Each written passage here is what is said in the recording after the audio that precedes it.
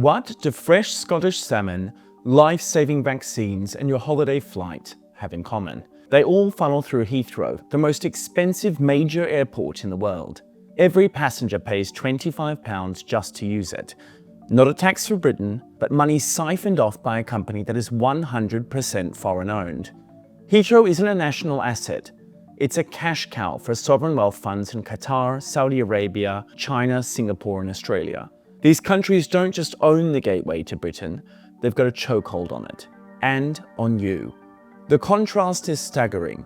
In Dubai, passengers only pay about £4, whereas Heathrow charges 6 times more.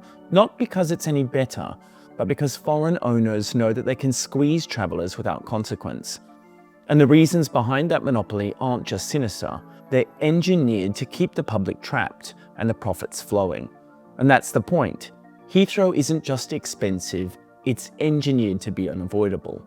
So how did Britain's main gateway become a monopoly that dictates what you pay and what happens if we keep letting it? Every ticket out of Heathrow is loaded with the world's highest fees and the highest taxes. Hundreds more added to your bill every time you fly. That's the contradiction. Heathrow is broken, hated, and unavoidable. And the real story we'll be exposing is how this monopoly was allowed to form and what happens if Britain keeps letting it run unchecked. Heathrow's grip makes more sense once you see what passes for its competition. I mean, London likes to say that it has 5 airports. The truth is that only one really matters. Heathrow isn't just the busiest, it's the only airport with genuine global connectivity. Gatwick has long-haul flights too, but nowhere near the same scale. Stansted, Luton and City are overwhelmingly short-haul, which is why Heathrow carries an importance that no other British airport even comes close to matching. And this dependence goes way beyond passengers. Heathrow is also Britain's largest port by value. Just 1% of the UK's trade by weight goes through here, but that 1% is worth 21% of the country's entire trade by value.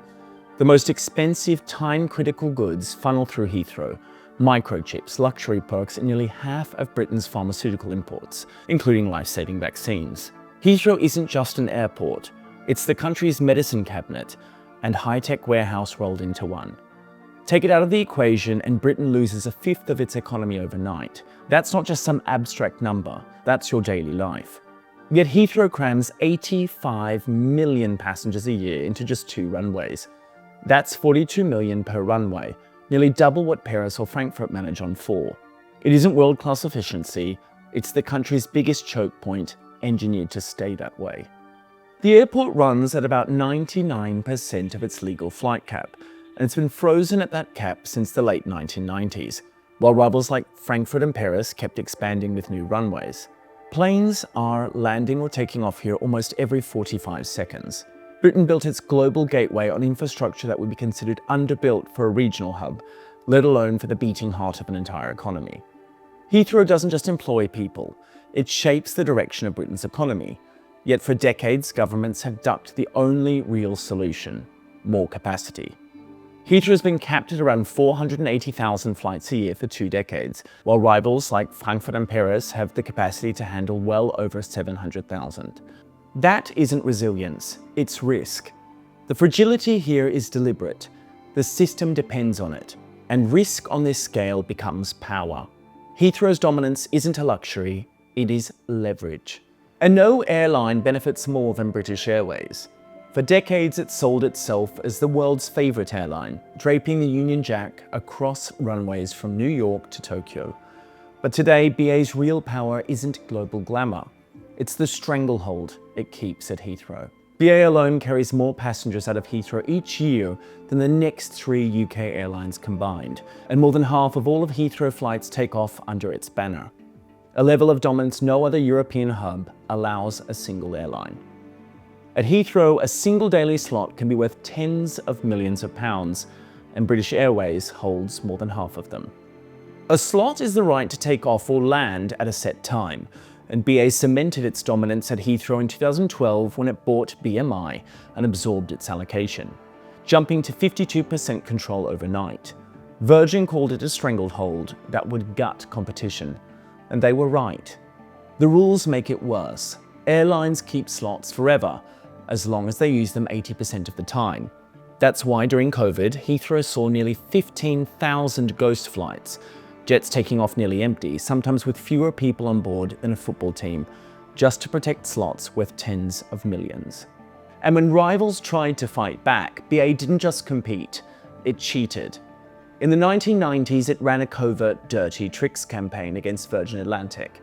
Staff impersonated Virgin employees, hacked booking systems, and spread lies to passengers. BA was forced into a multi-million-pound settlement, but the message was clear: Heathrow is their fortress. This isn't a marketplace, it's a cartel, and British passengers are left paying the bill. That cartel has even turned individual slots into luxury commodities. In 2016, Oman Air paid nearly £60 million for a single daily slot pair at Heathrow, more than the cost of a brand new 737. Once sold, it's rare for any new airline to break in. Unlike Frankfurt, Paris, or Amsterdam, where expansion keeps new entrants coming, Heathrow locks the door. BA's monopoly isn't just powerful, it's protected. And what do those passengers get for all that money? Queues that last hours, chronically understaffed security, baggage systems that collapse, an airport routinely rated the worst in the world for lost luggage, world-class prices for third-world service. But who actually owns Britain's only global gateway? Not Britain. Heathrow is run through a holding company whose shareholders aren't in London at all. They're sovereign funds from around the world, and together they control the airport that carries a fifth of the UK economy. And this isn't unusual here. In Britain, everything is for sale: the public water companies, the trains, and the energy grid. So why not the airport that underpins the national economy too? I have never lived in another country that would so casually sell off its most critical infrastructure. Yet, in the UK, it's practically policy. And as if the monopoly wasn't messy enough, even outsiders have put forward their own runway schemes, which of course, Heathrow hates. Heathrow's reach also extends into politics. If the mayor or local councils tried to block expansion again, ministers were ready to systematically change the law to push it through, even removing the right to challenge it in court. For 15 years, governments have approved Heathrow expansion. Labour approved it and the Conservatives voted for it. Parliament backed it by hundreds of votes. And still not one shovel has hit the ground. Just lawsuits, delays, and U-turns. Another wasted decade at the same single point of failure that Britain started with. When Heathrow fails, Britain fails with it. In March 2023, a single blackout shut the airport down, grounding over 1,300 flights and stranding 300,000 passengers in one day. The head of IATA called Heathrow a single point of failure that brought the country's global connectivity to a halt. That's not just an accident, that's a vulnerability Britain has chosen by funneling a fifth of its economy through 2 runways with no backup. Every time Heathrow expansion stalls, politicians reach for a shiny alternative. Schemes so outlandish that they collapse under their own weight. The most famous was Boris Island in 2012, a 4-runway airport on an artificial island in the Thames estuary, with a price tag of up to £100 billion. By 2014, the Airports Commission binned it as unworkable and ruinously expensive. Whenever Heathrow's expansion comes back on the table, the same objections resurface. Noise and emissions. Critics talk like it's still the 1970s, with the roar of the 707s choking smog. In reality, modern aircraft are cleaner and quieter. The A350 and the 787 burn a quarter less fuel and are up to 50% quieter. Heathrow's noise footprint has shrunk, even as flights have soared. And let's be blunt, Heathrow has been here since 1946. If you chose to live under the flight path, you don't get to block one of the country's most vital pieces of infrastructure. I live under it too, and it doesn't ruin my daily life, and it shouldn't be used to ruin Britain's future. Even the climate case is over-exaggerated. Blocking Heathrow flights doesn't stop people flying, it just pushes them through Paris, Frankfurt, or Amsterdam. Routing London to Tokyo via Paris adds 500 kilometers and burns another 3.5 tons of CO2. Pretending cancellation saves the planet is delusion. Opponents are stuck in the 1970s. Jets are not. In the last decade, Paris added over 30 million passengers. Britain has wasted a generation arguing over noise, lawsuits, and pipe dream alternatives, while its rivals built runways and took the business. The question is no longer whether expansion is desirable, it's whether Britain can afford the cost of continued paralysis. So what happens next? Britain faces two radically different futures, and the plans on the table couldn't be more different. Labour's official plan is Heathrow's own design, a 3.5-kilometre northwest runway sprawling across villages and farmland, bridging the M25 with a multi-billion-pound tunnel. Alongside it comes a vast terminal rebuild, a brand new Terminal 6 north of Terminal 5, plus expansions to the other terminals. Over time, Terminals 3 and 4 would be phased out, consolidating Heathrow into fewer, bigger precincts. In total, the scheme pushes Heathrow towards 150 million passengers and 756,000 flights a year. The scale is staggering. 750 homes demolished, greenbelt land eaten, and Britain's busiest motorway dug up and rerouted. This is Harmondsworth, a village with centuries of history, all of which is most certainly set to vanish if the expansion at Heathrow is approved. Homes, streets, the church and a medieval barn, it all has to go. It's a brutal trade-off, but one that Britain needs to choose between preserving a village or expanding one of the most vital pieces of infrastructure on the national stage. It's a balance between preserving the past and securing the economic future of the whole country. Aurora's counter-proposal is leaner. Their 2.8-kilometre Heathrow West runway avoids tunnelling the M25 entirely, trimming years and billions off construction. Instead of a Terminal 6, Aurora would build a new West Terminal precinct, a modular development designed to grow in phases, promising lower costs and quicker delivery. But the airlines are already complaining the shorter runway would be unusable for their biggest long-haul jets. It's pitched as the cut-price fix, but if it can't handle the biggest jets, it risks being another expensive dead end. On paper, the plans look decisive, but how do you build a runway over the nation's biggest motorway and through the villages in its path? Standing here in Harmondsworth, you realise very quickly that Heathrow is already here. Planes are taking off every minute, and expansion isn't about bringing Heathrow to the village. It's about realising that Heathrow's been part of the village for decades already. That history is what makes expansion here so brutal. To build the northwest runway, Harmondsworth would be wiped from the map.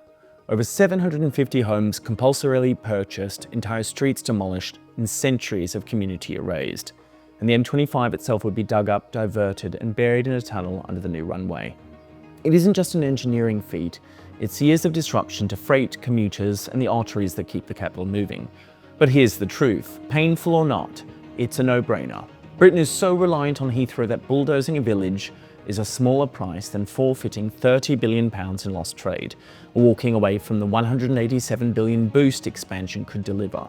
Heathrow expansion has been Britain's ultimate political football. Every party punts it until they're in office, and then retreats under pressure.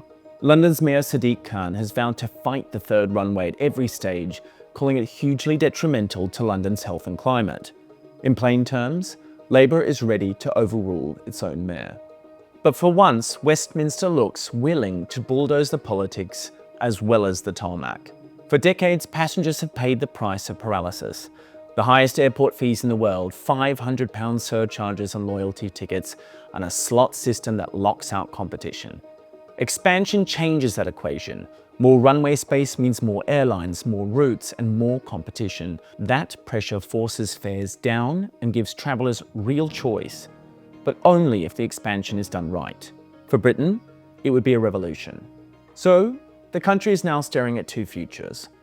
One is the path we know all too well.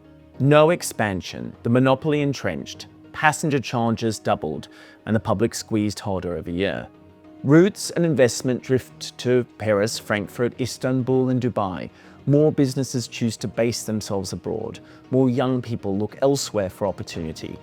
The other is the path that we've avoided for too long. Expansion done right. New slots that finally break BA's dominance. Competition between terminals driving down fees and fares. More airlines, more routes, more jobs. A stronger economy, vital links to our trading partners, and a public that stops paying for Heathrow's failure. Heathrow expansion isn't a panacea for the whole economy, but it is a critical part of stopping stagnation, a cornerstone in the greater effort to keep Britain competitive. So next time you're paying £100 extra for a Heathrow flight, remember it doesn't have to be this way. Heathrow can charge whatever it wants because until now, we have let it. The question now is, will we continue to? I'm Jan for the Sky Digest. Managed decline isn't a plan, it's surrender. Cheers.